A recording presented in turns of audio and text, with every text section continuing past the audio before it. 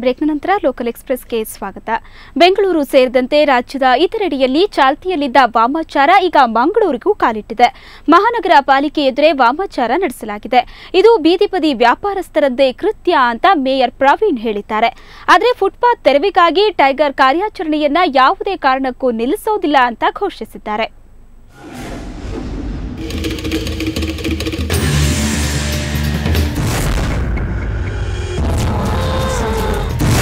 ಪ್ರಜ್ಞಾವಂತರ ನಾಡು ಎಂದು ಕರೆಸಿಕೊಳ್ಳುವ ಮಂಗಳೂರಿನಲ್ಲೂ ಮೂಢನಂಬಿಕೆ ಕಂದಾಚಾರಗಳು ನಡೀತಾ ಇವೆ.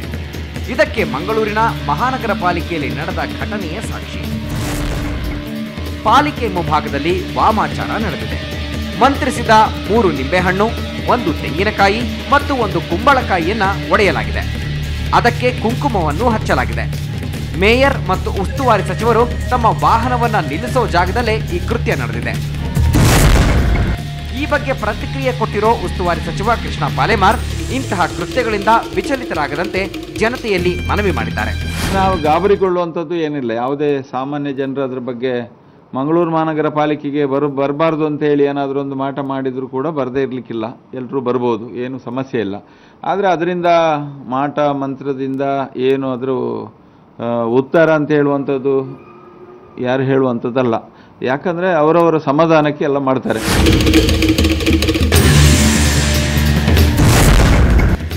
ಮೇಯರ್ ಪ್ರವೀಣ್ ಮಾತ್ರ ವಾಮಾಚಾರದಿಂದ ಆತಂಕಗೊಂಡಿದ್ದಾರೆ. ಅಳುಕುತ್ತಲೇ ಪಾಲಿಕೆಗೆ ಬಂದ ಅವರು ಇದು ಬೀದಿ ಬದಿ ವ್ಯಾಪಾರಿಗಳ ಕೃತ್ಯ ಅನ್ನೋ ಶಂಕೆಯನ್ನ ವ್ಯಕ್ತಪಡಿಸಿದ್ದಾರೆ. ತಾನು ಯಾರಿಗೂ ಕೆಡುಕನ್ನ ಮಾಡಿಲ್ಲ, ಫುಟ್ಪಾತ್ ತೆರವು ಕಾರ್ಯ ಇನ್ನೂ ಮುಂದುವರಿಯಲಿದೆ ಅಂತ ಘೋಷಿಸಿದ್ದಾರೆ. ಇದು ಯಾರು ಮಾಡಿದಂತ ನಮಗೆ ಗೊತ್ತಿಲ್ಲ. ನಾವಂದ್ರೆ ರಾತ್ರಿ ಇಲ್ಲಿ ವಾಚ್ಮ್ಯಾನ್ ನಾವು ಇಡ್ತಾರೆ, ಅವ್ರ ಹತ್ರ ಕೇಳಿದ್ರೆ ಗೊತ್ತಾಗ್ತದೆ. ಇನ್ನು ಕೇಳಬೇಕಷ್ಟೇ ಅವರ ಹತ್ರ. ಜನರಿಗೆ ಫುಟ್ಪಾತಿನ ಬಗ್ಗೆ ತುಂಬ ಪ್ರಯತ್ನವನ್ನು ಮಾಡ್ತೇವೆ.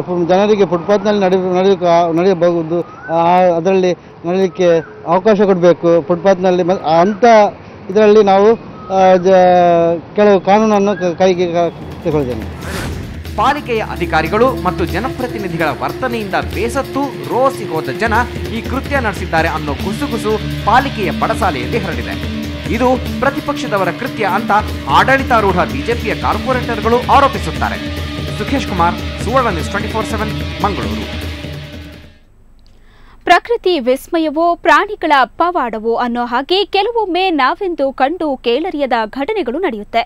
ಇಂಥದ್ದೊಂದು ವಿಸ್ಮಯಕ್ಕೆ ನವಲಗುಂದ ತಾಲೂಕಿನ ಹಾಲು ಕುಸುಬಲ್ ಗ್ರಾಮ ಈಗ ಸಾಕ್ಷಿಯಾಗಿದೆ.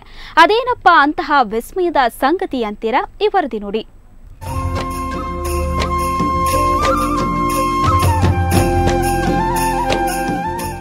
ಸಾಮಾನ್ಯವಾಗಿ ಮರಿ ಹಾಕಿದ ಮೇಲೆ ಎಲ್ಲಾ ಕುರಿ ಮೇಕೆಗಳು ಸಸ್ತನಿಗಳು ಹಾಲು ಕೊಡ್ತವೆ. ಆದರೆ ನವಲಗುಂದ ತಾಲೂಕಿನ ಹಾಲು ಕುಸುಬಲ್ ಗ್ರಾಮದಲ್ಲಿ ಮೇಕೆ ಮರಿಯೊಂದು ಇದಕ್ಕೆ ಅಪವಾದ. ರಾಮಪ್ಪ ತಳವಾರ್ ಎಂಬುವರ ಮನೆಯಲ್ಲಿನ ಆಡಿನ ಮರಿ ಹುಟ್ಟಿದ 2ನೇ ದಿನದಿಂದ ಹಾಲು ಕೊಡೋದಕ್ಕೆ ಪ್ರಾರಂಭಿಸಿತು.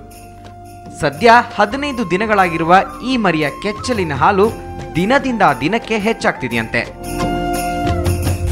ಹುಡ್ಕೊಂಬಂದು ಕಟ್ಟಿದ್ರಿ ನೋಡ್ತೀವಿ, ಕೆಚ್ಚಲಿತ್ರಿ. ಅದು ಕೆಚ್ಚಗೆ ಹಿಂಡಿದ ಕೂಡಲೇ ಅದು ಹಾಲು ಬರಕತ್ತಿದ್ವು. ಅದಕ್ಕೆ ನಾವು ಮಂದಿಗೆ ಹೇಳಕತ್ತಿದ್ರಿ, ಹಿಂಗೆ ಅದಕ್ಕೆ ಮರಿಗೆ ಹಾಲು ಬರಕತ್ತಾವ ಅಂತ ಹೇಳಿದ್ರಿ. ಒಂದು ಕಪ್ಪು 1.5 ಕಪ್ ಕೊಡ್ತದೆ ನೋಡ್ರಿ.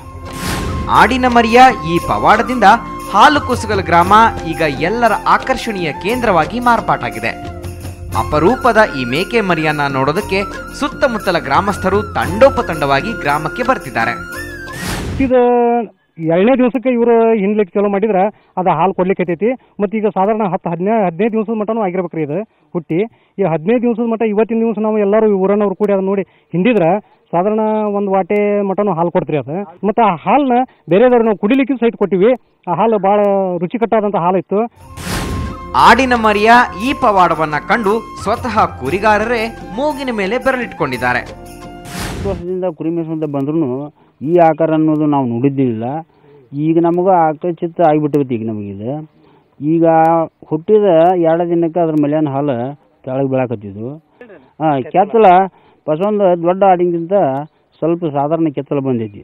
ನಾವು 20 ವರ್ಷ ಆದ್ರೂ ಇಂಥದ್ದು ನೋಡಿದ್ದೀನಿ ಇಲ್ಲ. ನಾವು ತನ್ನ ಹಸಿವು ತೀರಿಸಿಕೊಳ್ಳಲು ತನ್ನ ತಾಯಿಯ ಹಾಲು ಕುಡಿಯುವ ಈ ಆಡಿನ ಮರಿ ಈಗ ತಾನೇ ಹಾಲು ಕೊಡ್ತಿರೋದು ಮಾತ್ರ ವಿಪರ್ಯಾಸವೇ ಸರಿ.